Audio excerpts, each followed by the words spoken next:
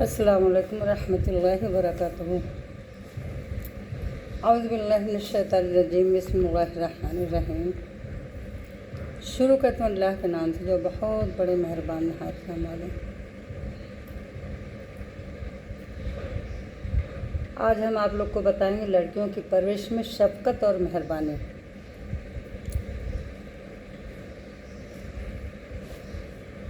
آج ہم مرچی کا اچار بنانے جا رہے ہیں اور ہم سوچ رہے ہیں تھوڑا سا حدیث بھی پڑھ لیں، کیونکہ ابھی حدیث آج ہم پڑھے نہیں ہیں۔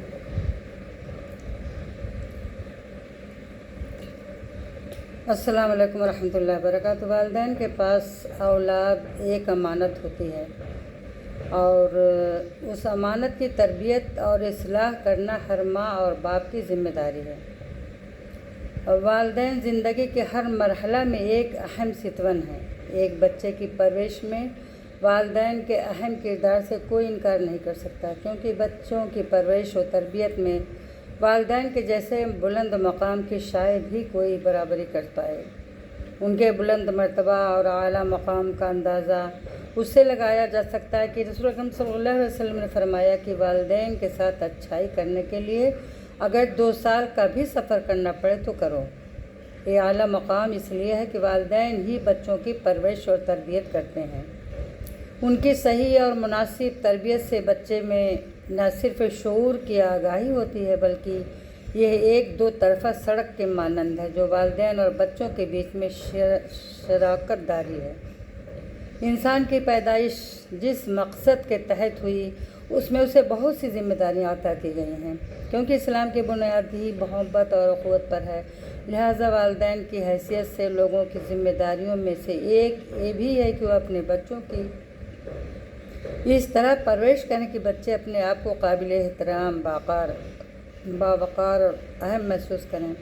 تو دوسری طرف ان میں بچوں میں ایک بہترین انسانی معاشرہ بنانے کے لیے اپنی ذمہ داری کا احساس بھی پیدا ہو۔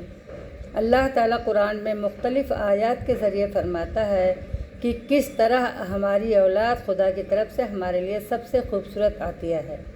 اللہ تعالیٰ نے فرمایا یقیناً تباہ و برباد ہو گئے وہ لوگ جو اپنی اولاد کو بغیر علم کے نادانی سے قتل کرتے ہیں اور اللہ پر جھوٹ باندھتے ہیں، ان چیزوں کو حرام قرار دیتے ہیں جو اللہ نے ان کو عطا کی ہیں۔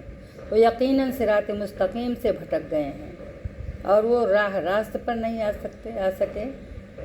قرآن میں ہے کہ آیت نمبر 140 اور 6 اسے خوبصورت الفاظ شاید ہی کسی ڈکشنری میں اولاد کے حوالے سے مل سکیں، کیونکہ قبل از اسلام غربت کی وجہ سے لوگ اپنے بچوں کو قتل کر دیا کرتے تھے۔ اللہ تعالیٰ نے فرمایا اور اپنی اولاد کو مفلسی کے خوف سے قتل نہ کرو، ہم ہی ان کو رزق دیتے ہیں اور تمہیں بھی بے شک ان کا قتل بڑی خطا ہے۔ قرآن میں آیت نمبر 31-17 اس سے صاف ظاہر ہے کہ اولاد ہمارے پاس ایک امانت ہے اور امانت میں خیانت کرنا ایک بڑا گناہ ہے۔ بچوں پر اپنی اولاد پر خرچ کرنا نیک عمل میں سے ہے، یہ اللہ کو خوش کرتا ہے۔ ابو ہریرہ رضی اللہ عنہ سے روایت ہے کہ رسول اللہ صلی اللہ علیہ وسلم نے فرمایا کہ سونے کا سکہ اللہ کی راہ میں خرچ کیا جاتا ہے، پھر سونے کا سکہ غلام کی آزادی کے لیے خرچ کیا جاتا ہے، سونے کا سکہ بھی کسی غریب کو دیا جاتا ہے اور تمہارے خاندان پر سونے کا ایک سکہ خرچ کیا جاتا ہے۔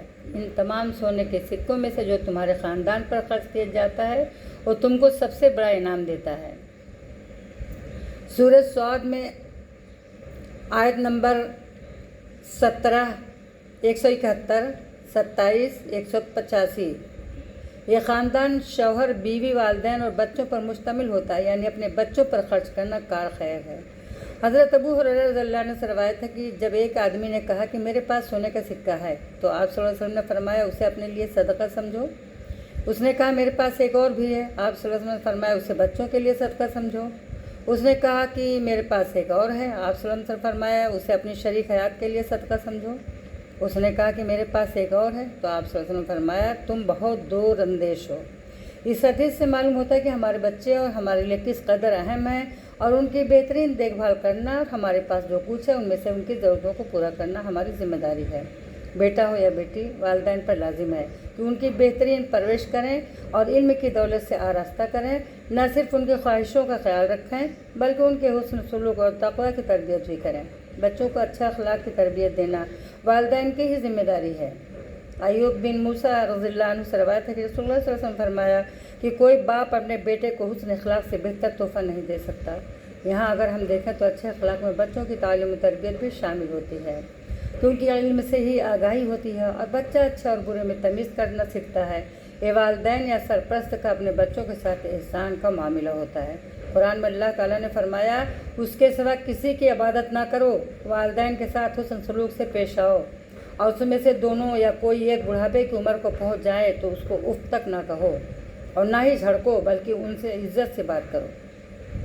ہم جو کچھ کرتے ہیں وہ اس بات پر مبنی ہوتا ہے کہ ہم کیا سیکھتے ہیں۔ ایک بچہ اگر اپنے گھر میں پیار و محبت کے ماحول سے پرورش پاتا ہے تو اس کی شخصیت میں تو نکھار آتا ہی ہے، اس کے علاوہ وہ اپنے خاندان اور سماج کے لیے بھی اثاثہ ثابت ہوتا ہے، اور اس طرح آنے والی نسلوں تک یہ سلسلہ جاری رہتا ہے، کیونکہ ہم جو سیکھتے ہیں اس کو اپنی زندگی میں اپناتے ہیں۔ والدین سے بہتر کون انسان اپنے بچوں کو قیمتی وقت تربیت دے سکتا ہے؟